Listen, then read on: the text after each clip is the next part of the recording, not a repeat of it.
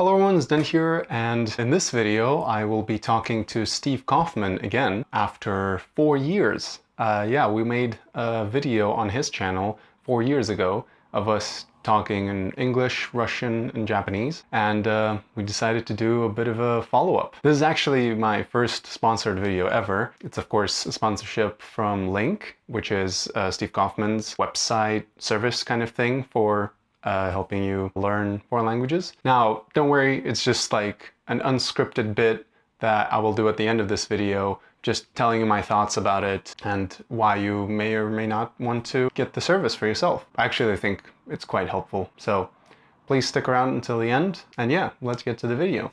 Hello, Steve. It's me, Denny, again. Hi, Denny. It's now been, what, almost 4 years since the last time we made a video. Wow, time flies. Time flies. It sure does. I've been actively learning Japanese since then. Okay. And also actually studied a little bit of German. But decided to focus a bit more on Japanese. So, well, that's always the case. We're always tempted to learn other languages, and then we worry about neglecting the ones we already know. Yeah. It's a continuous conundrum. Yeah. Why don't you tell me what you've done since 4 years ago, and then I guess I could share some of my experiences. Okay, so, and I guess I'll speak in English for starters, and we can then later on speak in Russian and Japanese. Yeah. 4 years, I can't remember. Like, if I work backwards, so right now I'm doing Persian and Arabic. I also put 3 months into Turkish, but I've sort of decided that 3 languages at the same time is too much, so I'm focusing on Persian and Arabic, where at least the script is the same. And in a way, Turkish is easier only because it's the Latin alphabet. In fact, it's quite a different language. Prior to that, I can't remember what I was doing. I did some work on Ukrainian again because I went to Ukraine for a visit. I was even on television speaking Russian and Ukrainian with lots of errors, of course. What was that? Maybe it was Greek. I did some Greek. I can't remember. I'm now at the stage where the new languages that I study, I'm not looking to get to perfection. I just want to get to where I can understand interesting material, podcasts. I found a podcast. Al Jazeera puts out a podcast on history, and so I listen to that, and I get someone to transcribe it. And one was on the 60s, the sort of United Arab Republic, Syria and Egypt. Another one was on the First World War and the relationship with the Ottoman Empire. So that's what I just want to get to, where I can sample these languages and learn a little bit about the cultures and the history, and I'll, if I get an opportunity to be with people and speak, I'll improve. And if I don't have that opportunity, then my speaking kind of doesn't really develop, and I'm happy with that. So that's where I am. How about you? Well, during this time, I actually dabbled in a few languages, so I kept learning Japanese. Right. I mean, the kind of like the intensity with which I learned Japanese kind of varied throughout this time, but I did steadily study Japanese, and I think like 9 months or 8 months into me studying Japanese, I picked up German. And then I studied that for, I guess, a year and a half or so. And I ended up deciding that I want to focus on Japanese, get Japanese to fluency. Although that's kind of... Can I interrupt for a sec? Yes. I'm listening to you speak English, which is not your native language. And I'm so impressed by your use of words. Like you say, the intensity with which I study Japanese. Or, I ended up, or get into Japanase. It's like a combination of things that are either grammatically correct or very natural ways of saying things. And I'm always impressed when people, sometimes people say, well, do you sound like a native? That doesn't matter if you sound like a native. The chances are you won't.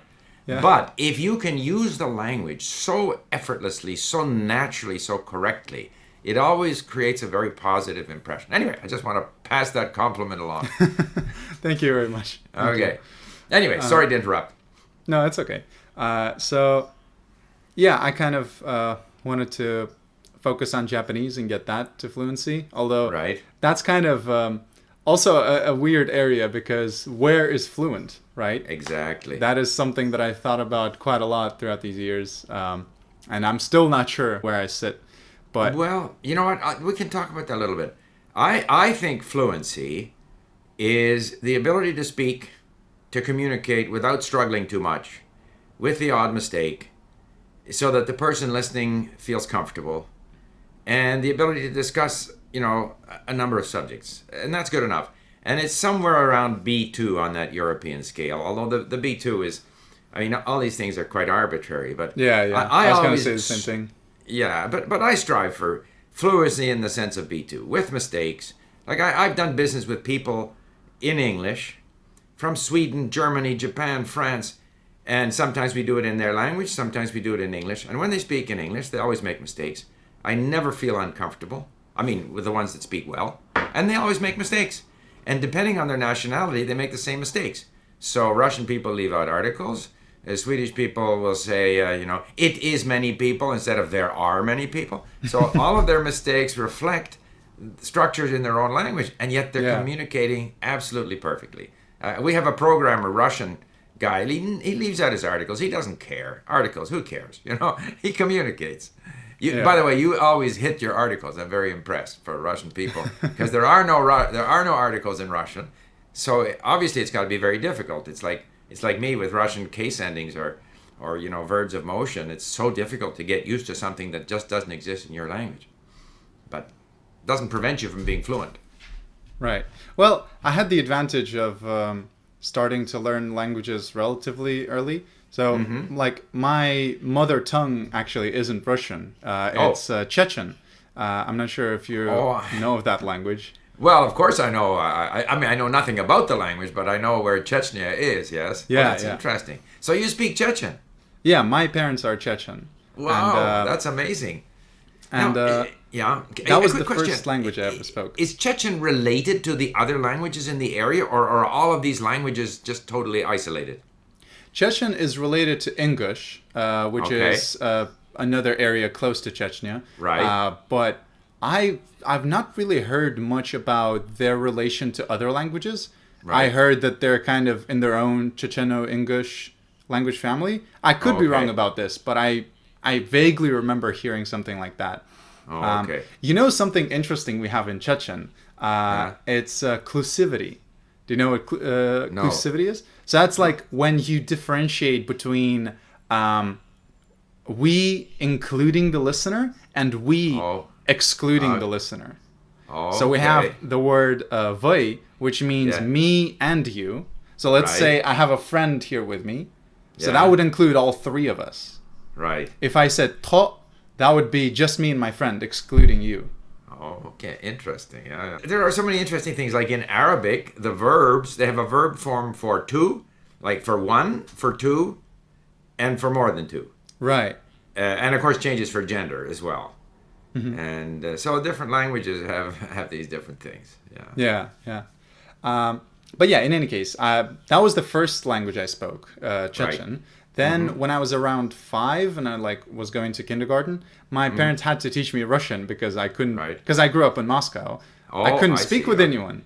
Right. So they taught me Russian, but then they kind of kept talking Russian to me. So I slowly kind of forgot Chechen over the years. I'm now still trying to get back into it and trying to remember some of it, and I have made some progress. And actually, the most popular video on my channel is a video of me speaking Chechen.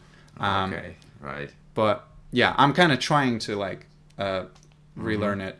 But yeah, I guess Russian and Chechen are my native languages, but Chechen is my mother tongue. Mother tongue, yeah. And so, what have you been doing to learn or to improve your Japanese? Well, my main focus has been, I kind of like to split it into three different things. One is learning new stuff, just like new grammar, new vocab, stuff like that, right? Then it's kind of the stage of just doing a lot of practice and trying to like learn more stuff while also kind of solidifying it with practice. Right. And now I think I kind of I'm now pretty much at this final stage where I just want to focus as hard as possible on practice. And like at that point, you can pretty much learn from it because then you can kind of infer what the words are from context. Right. So, and how about your characters, your kanji? How many kanji do you have, or do you know? In my Anki deck, and out of like stuff that I wrote down into my notebook, I have 1,375, I think, which is that's good. Not enough. Of course, I would ideally want to know around 2,000 by 4 years. Yesterday, it's been exactly 4 years of me studying Japanese. Right. And yeah, I kind of wish I knew more, but... Yeah, do you have any opportunity to speak Japanese, or do you find people on the internet, or... Right now, I'm more focused on listening. I do have some opportunities. I have a couple friends that I like to talk to. One of them studies at the University of Manchester, which is where I'm studying right now. I see. Okay. Yeah. And another one, I met him in Russia, but then he has gone back to Japan. But we've kind of kept in touch. I think he's like one of the only Japanese people I know whom I could actually call a friend, because we like it's actually a back and forth. With a lot of my acquaintances, it's just been kind of one-sided, me trying to talk to them and them not really being that interested. Okay. Well, listen, we can speak Japanese then if you want now. How about we do Russian first, because that's what we did last time. All right. Окей, но говорим по-русски. Хотя я забыл. Но неважно, я всегда говорю, что надо не бояться, надо говорить с ошибками, неважно, да, но будет немножко тяжело. Ну ничего, я вас все равно полностью понимаю. Я думаю, мы перед этим с вами обсуждали вот этот вопрос как бы совершенства в языке, fluency. Да. Я думаю, что можно было бы... Совершенство, fluency, это не совершенство, это свободно говорить. Совершенства не существует совершенства. Это да, конечно, совершенства не существует, просто такого слова, как fluency в русском, по-моему, нету эквивалента. Ну, давайте скажем «свободно говорить». Свободно говорить, да. Вот, кстати, очень необычно, что вы, хотя это у вас иностранный язык, вы тоже заметили, я-то знаю, что это неправильно, не совсем правильно, но вы все равно заметили, что я не так выразился, как надо. Ну, конечно, знаете, мой уровень понимания всегда выше, чем уровень способности говорить, потому что я много слушаю, читаю, поэтому,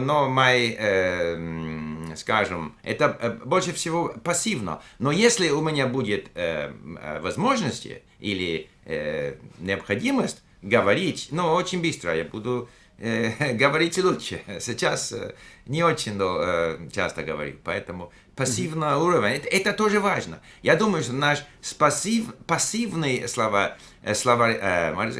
словарный запас надо иметь большой пассивный словарный запас, потому что носитель языка имеет огромный словарный запас. И как иностранец надо понимать, поэтому пассивный словарный запас это очень важно. Хотя я не могу все эти слова использовать. Ну, в общем, я вот думаю, если мы говорим о свободном говорении на каком-то иностранном языке, то по-моему, хорошее определение — это, наверное, если человек способен говорить так, чтобы не было языкового барьера. Да, это хорошее определение. Я согласен с тобой. Вот да, мне кажется, как бы вы правы, то, что эти ошибки, как бы, даже носители языка допускают ошибки. Да.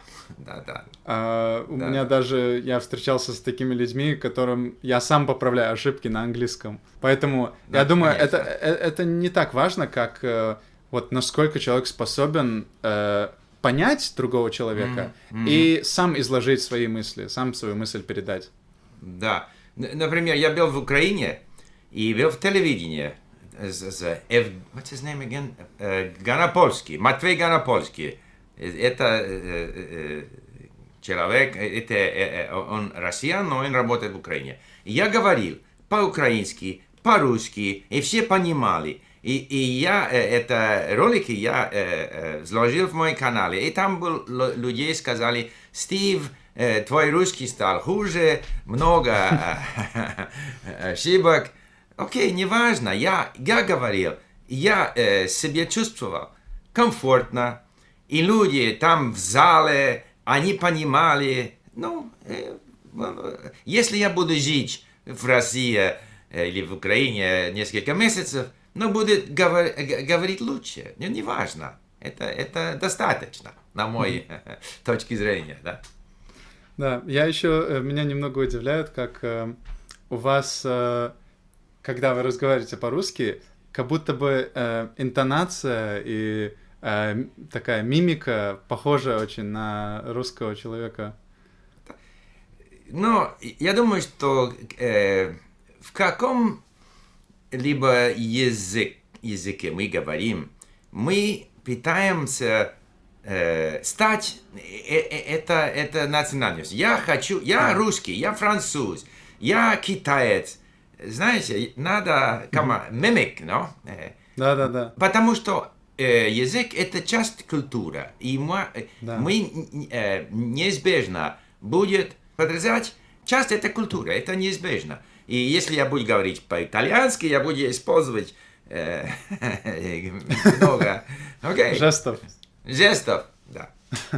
И если мы говорим по-японски, будет по-другому. ちなみに日本語で話しましょうか。日本語で話しましょう。それでもっとどうですか、スクロームにもっとOkay, I gotta switch the brain here. 日本語で話するとね、もちろんもっとこう静か。justね、Now you got me into rush. I can't get back into 僕はね、日本語の方が強いんですよ。僕はね、ロシア語を話するとですね、ある程度、もっとこう考えないといけないんですよ。日本語は割と自由に出てくるんですよね。ただ、ロシア語はあまり話しないから、今、ロシア語で話するためにですね、ある程度こう難しかったんですよ。そのためにですね、今、こう頭がね、僕の脳がね、ちょっとロシア語にちょっとなってしまったわけですから、今、すぐこの日本語に変えるのは難しかったけど、別に問題ないです。僕の日本語はね、ロシア語よりいいはずなんですよ。ただ、今度ロシア語から今度日本語に切り替えた時に、非常に脳の中にそれ抵抗があったんですよ。なんか、日本語のその言葉を考える、一生懸命考え出そうとした時に、ロシア語しか頭に出てこなかったんですよ。そうですね。確かに私も同じ、問題1回2回あったんです。いつか英語とドイツ語と日本語で喋っている動画を作りました。その動画で日本語からドイツ語から日本語に帰った時に全然日本語を覚えていなかったんです。まだその時にまだ、ドイツ語も日本語もとても下手で、ドイツ語を喋ってから日本語に帰ったといつもドイツ語が頭に出た、あんな問題がそうですよね。ぜひわかります。だからね、時々じゃあスティーブは何かそのチェコ語を話せるというんだけど、それじゃあ今すぐねチェコ語で話しましょう。もう出てこないんですよ。